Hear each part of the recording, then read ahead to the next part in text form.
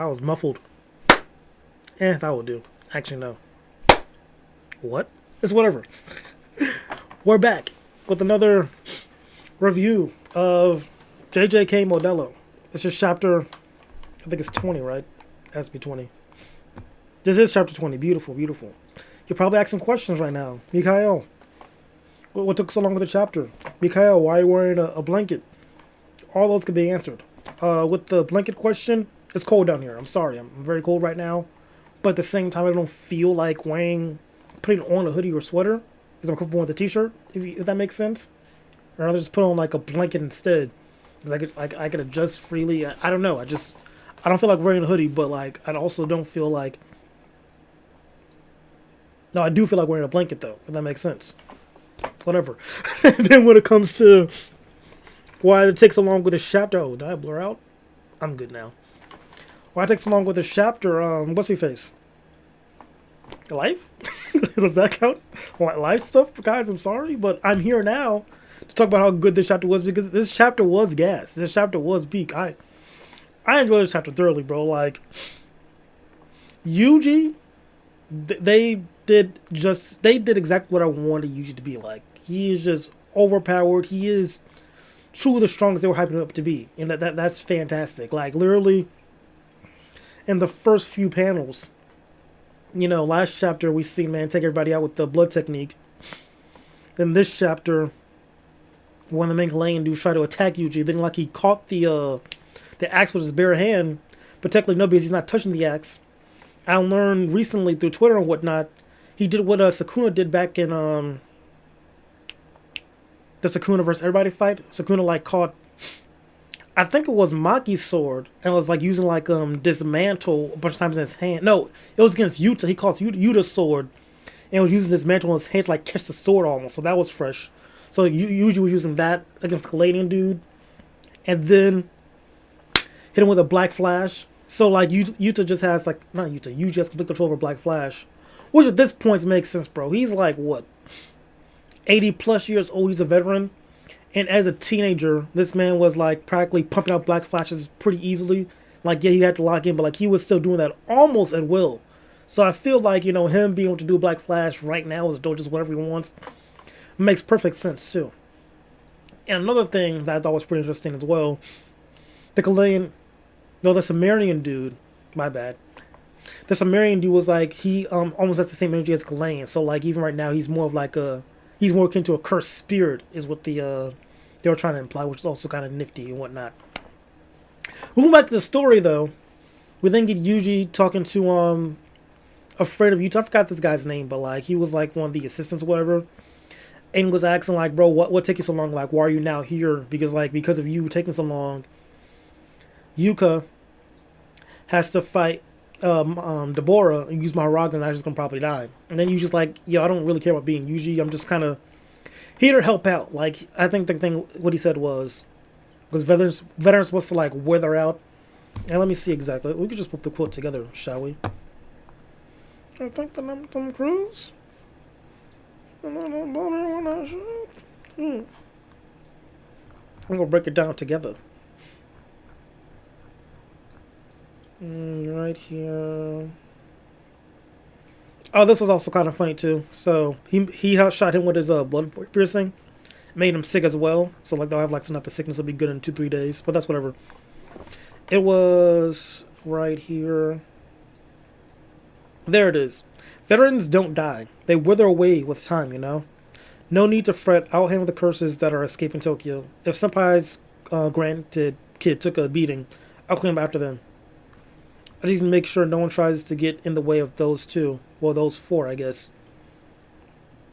I'm never going to forget you nor forgive you. Well, Was that the right choice?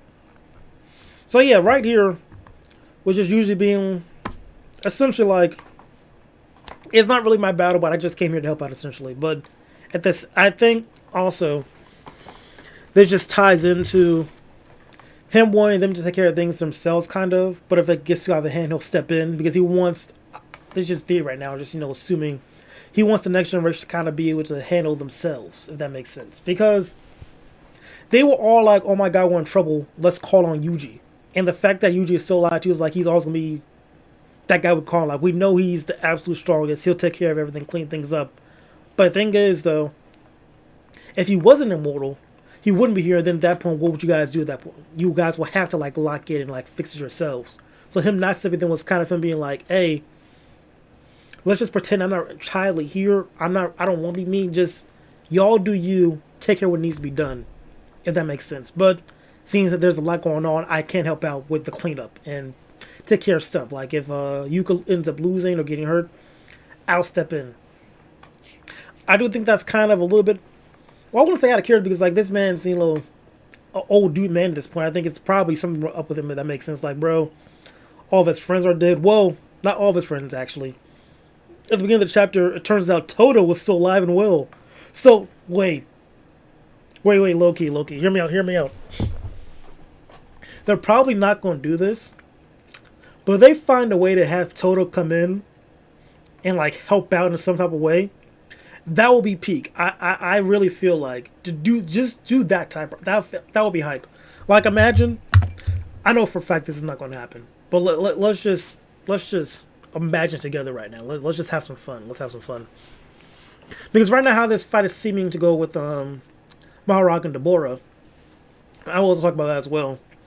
So right now, Deborah has kind of mastered reverse curse technique, and now he's going to apply that to his curse technique. So he now has like his own reverse curse technique.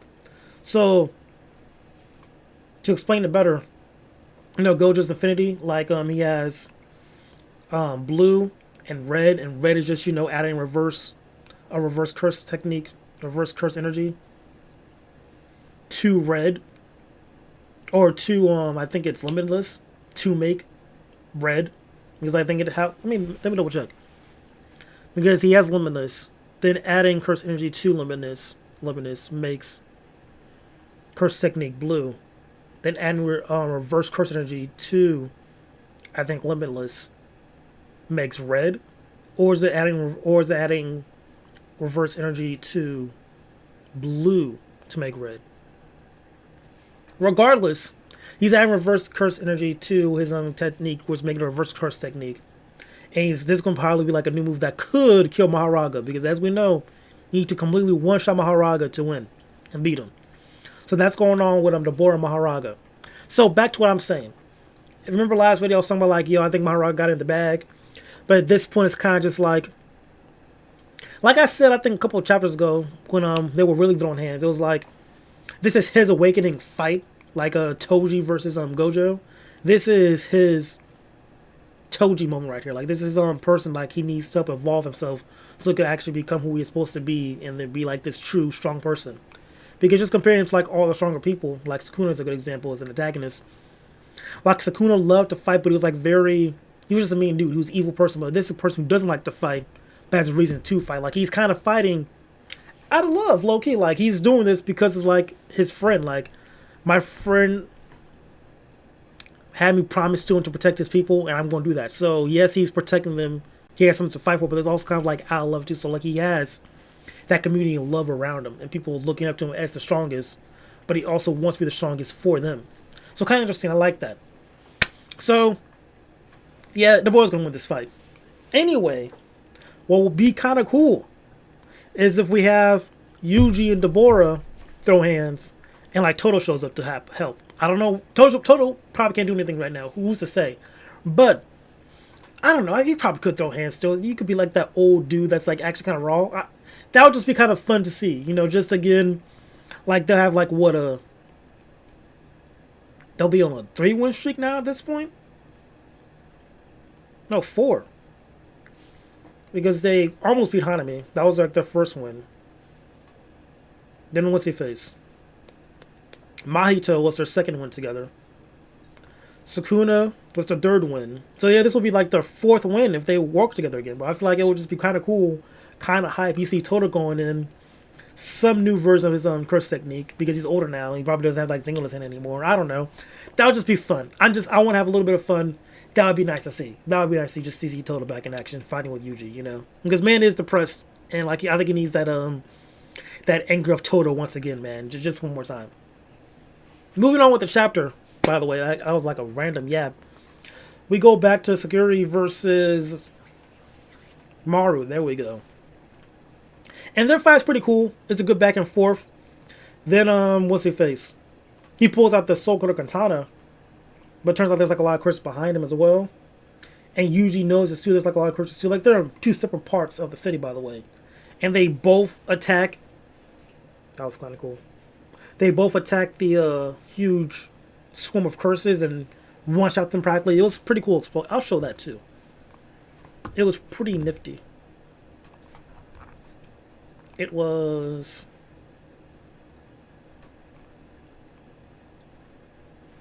Okay, yeah.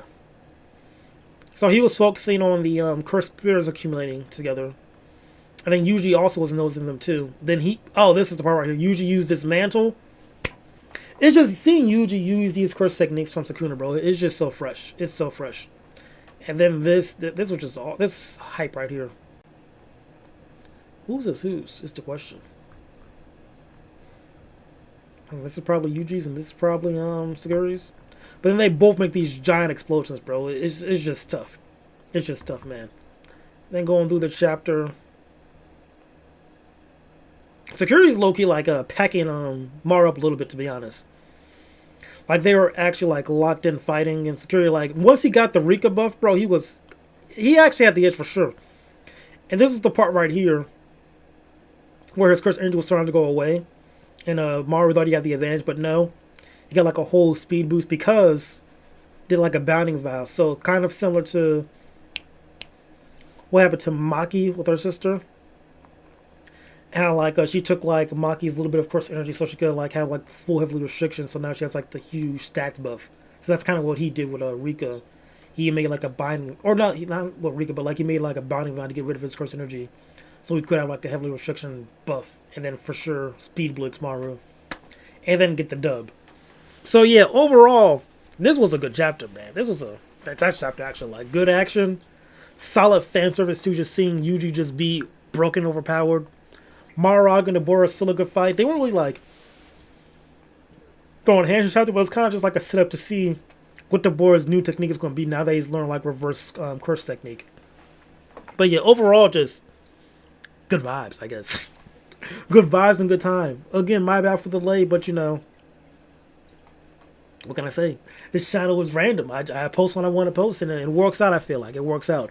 But all that yapping aside, thank y'all for stopping by. Hopefully you like and enjoy the video. If you did, please subscribe. And all that lovely stuff. And I think I'm done yapping. I think I am, yeah. That's it. Catch you guys next time, alright? Be easy.